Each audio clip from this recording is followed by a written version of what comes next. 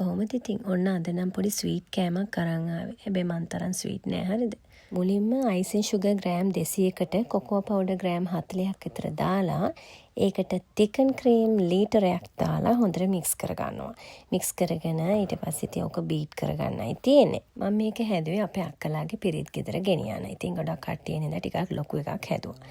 ඉතින් ඕක දැන් හොඳට බීට් කරගන්න ඕනි තික් වෙනකම්. ක්‍රීම් එක තික් වෙලා අර බේරෙන්නේ නැති ගානට එනකොට බීට් කරන එක නැවතුවම හරි. දැන් ඉතින් ඔයගලන්ට තේරෙනවා ඇති මොකද මම මේ හදන්න යන්නේ කියලා. ඔව් බිස්කට් පොඩිමක්. මුලින්ම ඉතින් මාරි බිස්කට් ටික කිරිවල පොඟවගෙන ওই විදිහට ලේ එකක් තියලා ඊට පස්සේ අර මං හදාගත්තු ක්‍රීම් එක ඕක උඩට දාගන්නයි තියෙන්නේ.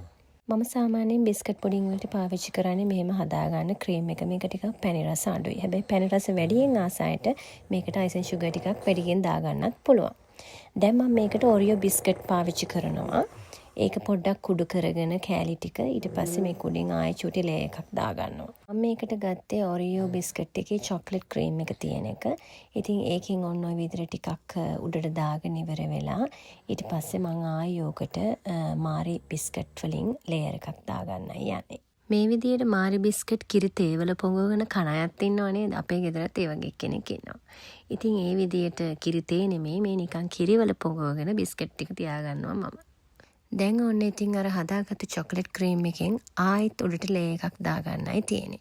ඒක හොඳට ස්ප්‍රෙඩ් කරලා මුළු මේකම වැහෙන්න බිස්කට් ටික හොඳට වැහෙන්න ක්‍රීම් ටික අතුරගෙන ඊට පස්සේ උඩට පොඩි ඩෙකරේෂන් එකක් දාන්නයි මම යන්නේ.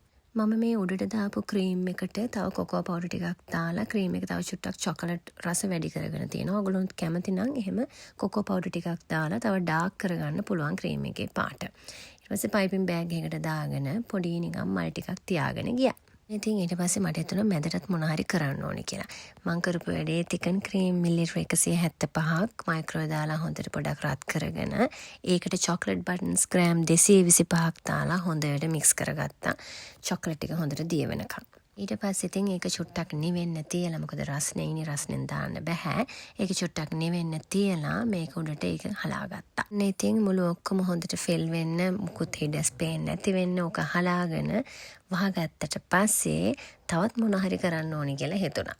ඊට පස්සේ මොකද දන්නවද කරේ? පොඩි කජු ටිකක් අරගෙන කෑලි කපලා ආයි මේක උඩට පොඩ්ඩක් දැම්මා. දැන් ඉතින් මේක ෆ්‍රිජ් එකට දාලා හොඳට කූල් වෙන්න තියලා ඊට පස්සේ මේක පිරිත් ගෙදර අරන් යන්න ඕනේ. දැන් ඉතින් ඔයගලන්ට රස බලලා පෙන්වන්න විදියක් නැහැ මට. එහෙ ගිහිල්ලා රස බලලා පෙන්නනවා කියලා හිතුවට ඒක කරන්න ඕනෙත් නැහැ. ඔයාලත් බිස්කට් පුඩින් හදන්නේ මේ විදියටද? වීඩියෝ එකට කැමති නම් ලයික් එකක් දාලා ෂෙයා කරන්නත් අමතක කරන්න එපා හොඳේ. එහෙනම් අපි ගියා බයි.